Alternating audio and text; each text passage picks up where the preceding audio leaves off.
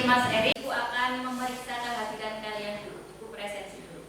Nanti ketika Ibu panggil namanya, silakan kalian menyebutkan dari angka 1 sampai 10.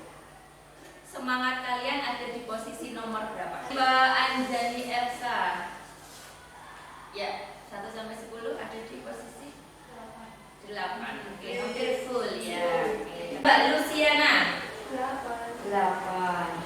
Berikutnya Muhammad Erik 5. Kenapa 5? Ngantuk tidak? Tidurnya kurang lama ya? Oke ya, karena sepertinya banyak yang lemas, kita nanti kalau Ibu bilang tepuk 1, kalian tepuk 3 kali, tepuk 2 kali, tepuk 3, tepuk 1 kali. Oke, kita mulai. Tepuk 1, tepuk 3, tepuk 2, tepuk 3, tepuk 1. Oke, tepuk tangan dulu. Ya, hari ini akan mempelajari tentang ya materi tentang profil teknopreneur, peluang usaha dan pekerjaan atau profesi di desain komunikasi visual. Oke, teknopreneur itu kan dia berasal dari 2 kata ya, tekno dan preneur. Kalau tekno berarti kira-kira apa? Teknologi. Kalau preneur itu berarti ya usaha, kewirausahaan. Oke. Ya, kita lanjutkan. Ya, jadi nanti Ibu akan menggunakan model pembelajaran problem based learning. Setelah nanti Ibu menyampaikan materi, kalian akan Ibu minta untuk menyelesaikan sebuah masalah. Ada tujuan pembelajaran ya. Jadi ada 2. Yang pertama, peserta didik mampu melakukan observasi tentang teknopreneur dalam bidang DKV dan kewirausahaan dengan baik. Jadi nanti kalian istilahnya dituntut untuk menganalisis kira-kira teknopreneur di bidang DKV itu apa. Nomor 2, peserta didik mampu membaca peluang pasar dan usaha sesuai dengan kreativitas masing-masing. Di sini ada yang sudah hobi menggambar. Nabil, Mas Nabil. Terus ada yang hobi fotografi. Semua ya, semua anak ibaratnya sudah hobi fotografi. Dari mana buktinya? Buktinya kalian suka fotografi. Ya. Tapi sudah pernah kepikiran belum foto kalian itu kalian upload di sebuah media, terus nanti kalian dapat uang dari foto itu? Belum ya. Nanti bisa ditekuni kalau yang hobi fotografi bisa moto ataupun jadi model. Berikutnya, oke, kita pretest dulu ya. Oke, silahkan setiap anak buka HP-nya, dibuka quizisnya. Oke, kita mulai siap? Belum. Belum? Soalnya sudah muncul.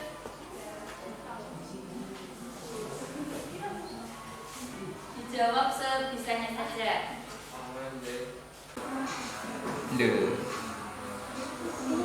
Sudah selesai semua?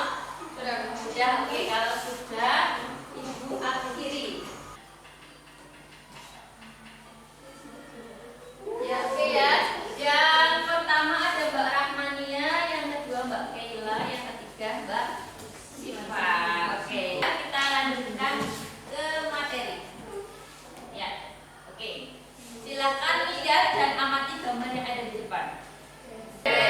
Oke, itu mau meminta Mbak Luciana ya? Ya, Mbak Luciana, apa yang kamu tangkap dari gambar yang ada di layar? Atau komentarmu tentang gambar itu apa?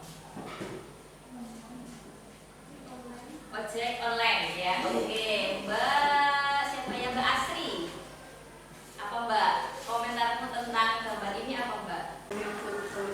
Oke, food ya. Jadi yang ada di layar ini merupakan salah satu contoh ya teknopreneur atau penerapan teknologi di kewirausahaan ya kan ya. Jadi kalau dulu yang namanya ojek itu sering-seringnya mangkal di misalkan perempatan atau di bawah lampu merah atau di depan rumah sakit atau di mana lagi?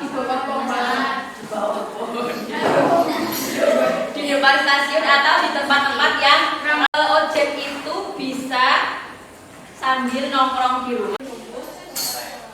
Pesanan masuk ya. Jadi asalkan HP-nya sudah terkoneksi dengan internet dan sudah masuk ke Grab, otomatis nanti kalau misalkan ada yang membutuhkan jasa ojek, dia bisa menghubungi lewat Grab. Atau bisa juga kalian pengen makan, misalkan ibu kalian atau kakak kalian lagi ngidam gitu ya, terus rumahnya jauh di kota kayak gitu ya, ingin makan makanan yang ada di Kebumen, tidak harus ke kota atau tidak harus ke Kebumen untuk makan sesuatu yang ada di Kebumen, cukup pesan di Grab Food atau ojek online yang lain untuk mengantarkan sampai ke rumah. Seperti itu ya. Technopreneur ya, berasal dari kata tekno yang memiliki arti teknologi dan prepreneur atau kewirausahaan. Intinya wirausaha atau apa namanya ya, memanfaatkan kewirausahaan tetapi dengan menghubungkan dengan teknologi. Intinya adalah teknologi, bukan lagi dengan manual atau tradisional seperti itu. Namanya teknopreneur ya.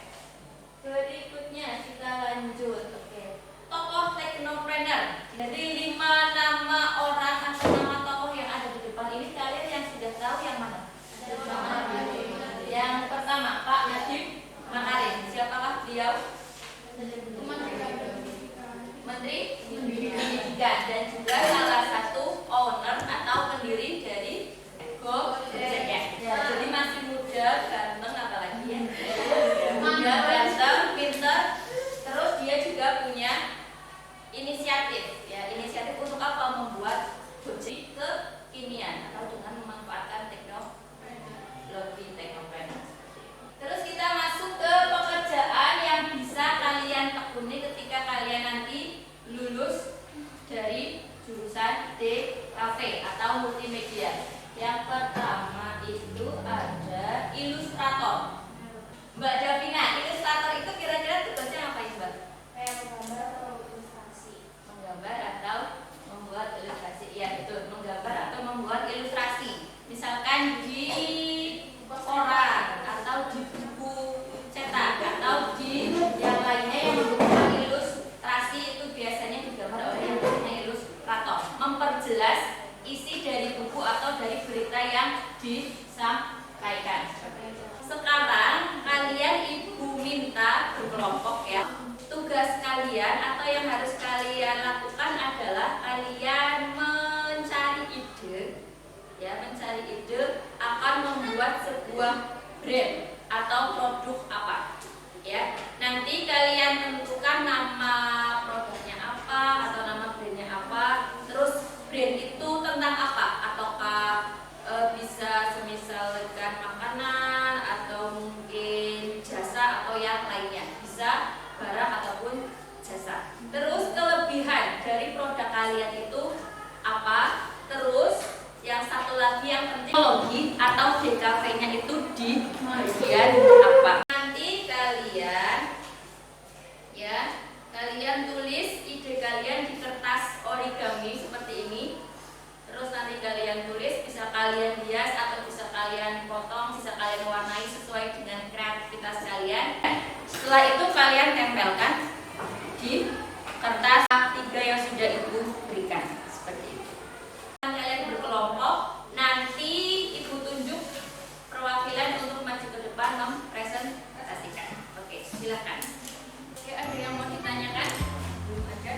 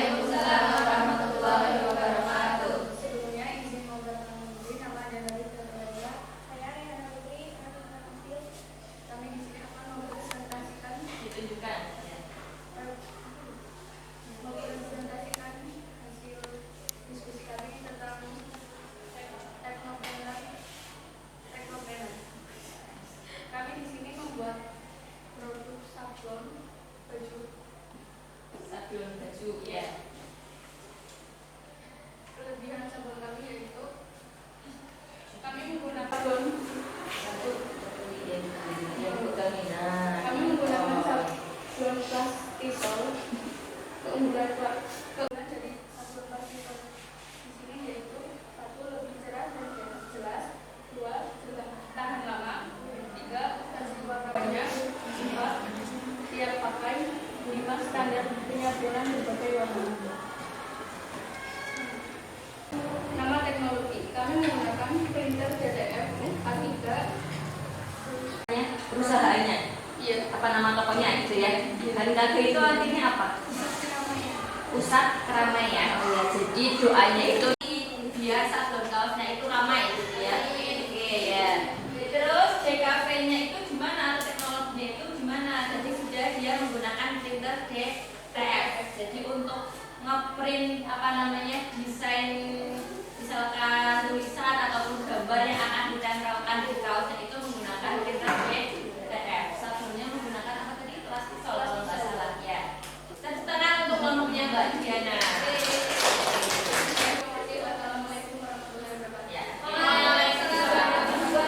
Jadi untuk kelompok yang tidak maju nanti hasilnya tetap dikumpulkan ya.